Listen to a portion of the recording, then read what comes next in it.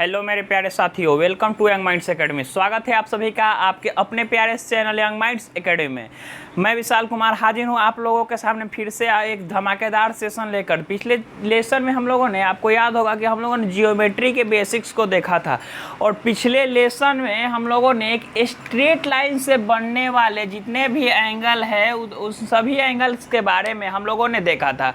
आज का जो सेशन है वो बहुत ज़्यादा इम्पोर्टेंट होने वाला है, स्पेशली 9th क्लास के लोगों के लिए। वैसे तो 10th वाले को भी पढ़ना ही है, लेकिन स्पेशली 9th में ये ज़्यादा पढ़ना है। हम लोग आज पढ़ने वाले हैं एंगल बिटवीन टू लाइन्स, यानी दो रेखाओं के मध्य बनने वाले जितने भी कोण होते हैं। जैसे आप लोगों ने नाम सुना होगा एकांतर कोण का, एक ही पक्ष के अंतः कोण का। एकांतर को अल्टरनेट एंगल बोलते हैं, संगत कोण यानी कॉरेस्पॉन्डिंग एंगल्स, और अंतः कोण या बाह्य कोण जिसे एक्सटीरियर, इंटीरियर और एक्सटीरियर बोलते हैं। इन सभी के बारे में हम लोग आज भी बात करने वाले हैं।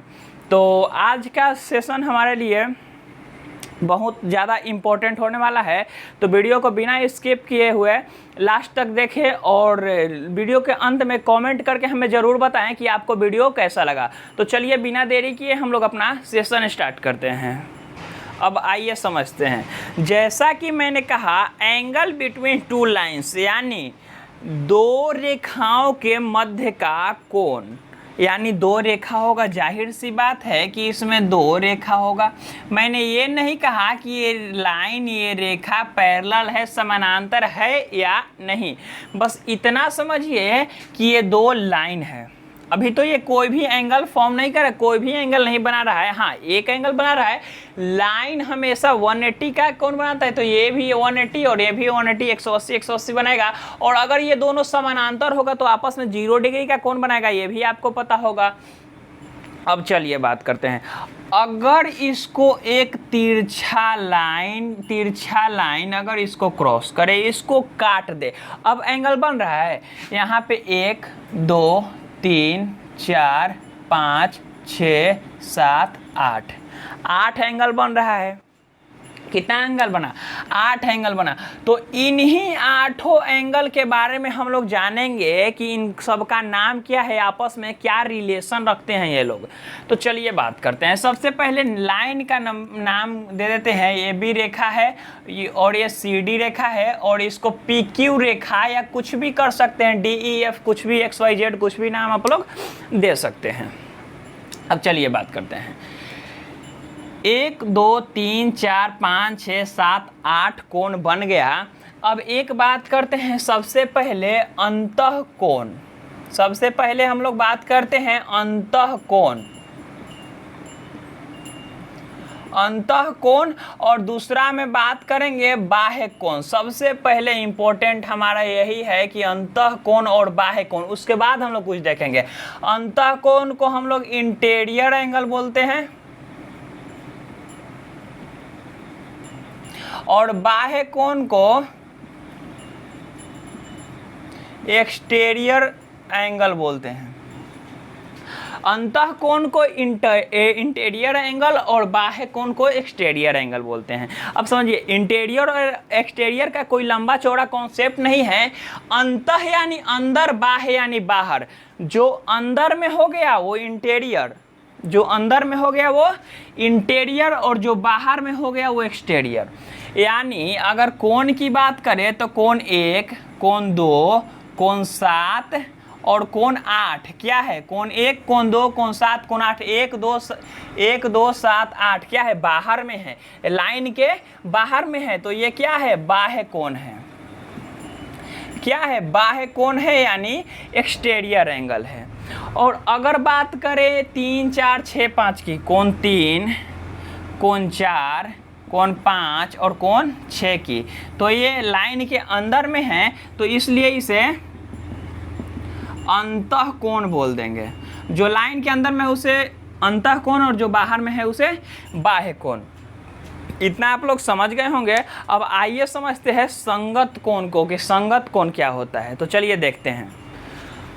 आइए समझते हैं संगत कोण को। संगत हम लोग हिंदुस्तान के रहने वाले हैं और हिंदी हमारी मातृभाषा है, तो हिंदी को समझना बहुत ही ज़्यादा जरूरी है। आप इंग्लिश सीखिए, उर्दू सीखिए, तमिल सीखिए, चाइनीज यानी जो चीन का लैंग्वेज है वो सीखिए, या अमेरिकन लैंग्वेज इंग्लिश वो भी है, उसे सीखिए। वो कोई मायने नहीं रखता, आप जिसका भी जो भी मन होगा आप लोगों का वो सीख सकता है। लेकिन हिंदी हमारी मातृभाषा है, तो हिंदी समझना हमारे लिए बहुत ही ज़्यादा इम्पोर्टेंट है। तो चलिए सबसे पहले ऐसा मैं क्यों बोल रहा हूँ वो समझते हैं। मैंने एक बात कहा संगत, संगत मैंने एक वर्ड यहाँ पे ट्राई किया, इसका यूज किया यहाँ पे। तो पहले समझते हैं हम संगत कौन कहते किसको है। मैं पहले वो बता देता हूँ कि संगत कौन किसे कहेंगे। जो संगत है, अगर पहला नंबर पे हम लिखे जो कौन फर्स्ट है वो कोण 5, कोण फर्स्ट और कोण 5 जो है, यानी पहला कोण और पांचवा कोण आपस में संगत है। और दूसरा बात करें तो कोण सेकेंड और कोण 6 यानी दूसरा और छठा जो है वो आपस में संगत है। तीसरा नंबर की बात करें तो कोण 3 और कोण 7 ये संगत में है।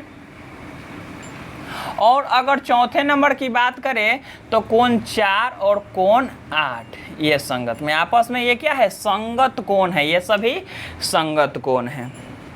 अब संगत कोण को ऐसे तो रटना पड़ेगा, लेकिन मैं एक एग्जाम्पल के थ्रू आप लोगों को समझाने की कोशिश करता हूँ। अगर आप लोगों को समझ में आए तो कमेंट में ज़रूर बताइएगा कि हाँ मेरा उदाहरण आपको कैसा लगा।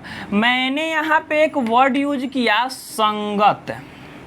संगत का मतलब क्या होता है, साथ साथ, साथ साथ होता है संगत, यानी किसी के संगत। यानी ऐसे भी लोग कहते हैं कि बुरी संगत में हमें नहीं रहना चाहिए, तो इसका मतलब तो यही हुआ कि हमें बुरे लोगों को साथ में नहीं रहना चाहिए। तो संगत का मतलब यहाँ पे हुआ साथ साथ। तो चलिए देखते हैं। मान लीजिए कि यहाँ पे एक कुछ रखा हुआ है, ईंट रखा हुआ है, यहाँ पे बालू रखा हुआ है, हमें घर बनाना है। यहाँ पे सीमेंट होगा और यहाँ पे छड़ होगा। चलिए, ईंट, सीमेंट, बालू और छड़। संगत का मतलब साथ, मैंने कि जैसा कि मैंने बताया संगत का मतलब होता है साथ।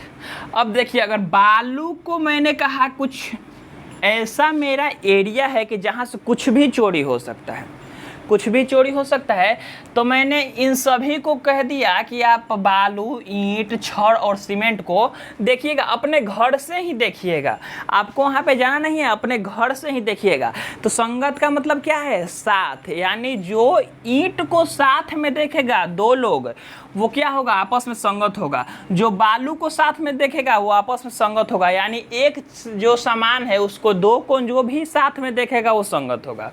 अगर ईंट की बात कर दे तो ईंट किसको किसको देखेगा, 3 को दिखेगा और 7 को दिखेगा, क्योंकि ये इन सबको तो लाइन से, ये मान लीजिए कि दीवार है तो इन सबको तो दिख नहीं पाएगा। ईंट किससे दिखेगा, 3 को दिखेगा और 7 को दिखेगा, और 8 को बालू दिखेगा और 4 को दिखेगा, 8 और 4 को बालू दिखेगा, 5 को सीमेंट दिखेगा और 1 को सीमेंट दिखेगा, क्योंकि सीमेंट थोड़ा अगर इधर होगा तो दिखेगा ही ना, ऐसे लाइन होगा तिरछा। तो ऐसे तो मैंने लिख दिया एग्जाम्पल देने के लिए।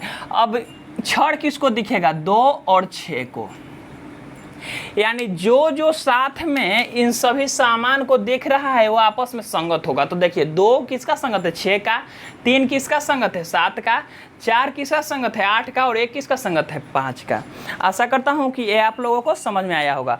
अब चलिए देखते हैं अल्टरनेट एंगल, एकांतर कोण के बारे में। आइए समझते हैं अब एकांतर कोण को, यानी अल्टरनेट एंगल को। अल्टरनेट एंगल 2 टाइप का होता है, एकांतर अंतःकोण, अल्टरनेट एक इंटीरियर एंगल, एकांतर बाह्य कोण यानी अल्टरनेट एक्सटीरियर एंगल। अंतःकोण और बाह्य कोण मैंने आप लोगों को पहले ही बता दिया है कि जो बाहर से बने बाह्य और अंदर से बने वो अंतः। अब समझना है हमें अल्टरनेट। अल्टरनेट यानी आप लोग क्लास भी किए होंगे, तो अल्टरनेट यानी क्या, एक बीच करके क्लास भी चलता है, यानी संडे को किए तो मंडे को नहीं करेंगे, ट्यूसडे को करेंगे, यानी एक दिन बीच करके, एक दिन के गैप पे हमारा क्लास चलता है, उसे अल्टरनेट कहते हैं। तो और हिंदी मीनिंग एकांतर, एक का अंतर, जिसे हम लोग एकांतर कहते हैं। अब अंतः और बाह्य को समझते हैं। जो बाहर से अल्टरनेट हो जाए उसे क्या हम लोग कहेंगे, एकांतर बाह्य कोण, और जो अंदर से अल्टरनेट हो जाए उसे हम लोग क्या कहेंगे, एकांतर अंतःकोण। तो चलिए समझते हैं। और ऐसे भी देखिए, अंतःकोण समझते हैं, जो कोण 4 है वो कोण 6 का क्या है, अल्टरनेट एंगल है। जो कोण 3 है वो कोण 5 का क्या है, अल्टरनेट एंगल है। एकांतर बाह्य कोण समझते हैं, जो कोण फर्स्ट है वो कोण 7 का अल्टरनेट एंगल है, और जो कोण सेकंड है वो कोण 8 का अल्टरनेट एंगल है। अब चलिए समझते हैं। अल्टरनेट यानी एक एक बीच करके, यहाँ ये तो मैंने आपको बता दिया कि अल्टरनेट कौन कौन होगा। अब देखिए, एक से स्टार्ट करते हैं, एक बाहर बाहर चलते हैं, सबसे पहले बाहर बाहर 1 2, उसके बाद नज़दीक में कौन 7, तो 1 2 और तब 7, तो 1 के बाद 2 को छोड़ देंगे, 7 को पकड़ेंगे, तो क्या हुआ, 1 7 का अल्टरनेट हुआ। अगर 2 से चलेंगे बाहर बाहर तो 2 7 और 8, तो 2 और 1 छोड़ देना है, 7 और 1 क्या 8, यानी 2 का अल्टरनेट कौन हुआ, 8। अब अंदर अंदर चलते हैं, 4 4 5 6, तो 4 को अगर लेंगे तो 5 को छोड़ के हमें 6 पे जाना है, तो 4 को लेंगे तो 5 को छोड़ देंगे, यानी 4 और 6, तो 4 और 6। 3 से चलेंगे, 3 4 5, तो 4 को छोड़ देंगे और 5 को लेंगे, 3 और 5। ऐसे भी समझ सकें तिरछे, जो तिरछा होगा, 4 का तिरछा कौन 6, तो अल्टरनेट हो गया, 3 का तिरछा कौन 5, तो अल्टरनेट हो गया, 1 का तिरछा कौन 7, तो अल्टरनेट हो गया, और 2 का तिरछा कौन 8, तो अल्टरनेट हो गया। आप लोग अल्टरनेट एंगल समझ गए होंगे। अब हम लोग चलते हैं अपने अगले कोण को, अपने अगले एंगल्स को देखते हैं। तो आइए बात करते हैं। अब देखते हैं एक ही ओर के अंतःकोण, जैसे हम लोग एक ही पक्ष के अंतःकोण भी कहते हैं।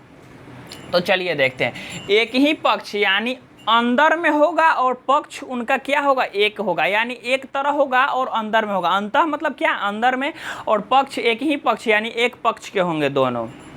चलिए बात करते हैं, एक ही पक्ष के अंतःकोण को हम लोग क्या कह सकते हैं, एंगल इन सेम साइड बोल सकते हैं, यानी एक समान साइड में क्या है, एंगल है। तो चलिए बात करते हैं, इसको हम लोग कॉन्जेक्यूटिव इंटीरियर एंगल भी बोलते हैं।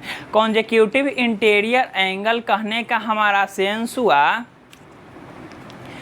कि संबंधित अंतःकोण। कॉन्जेक्यूटिव इंटीरियर एंगल कहने का हमारा मतलब क्या हुआ, संबंधित अंतःकोण, यानी वैसा अंतःकोण जो एक दूसरे से संबंधित हो, या इसको एलाइड एंगल भी बोलते हैं, संबंधित कोण भी बोलते हैं। और इसका एक और नाम है जिसे हम लोग को इंटीरियर एंगल बोलते हैं। सबसे फेमस यही नाम है, अधिकतर जगह पर आप लोगों को मिलेगा को इंटीरियर।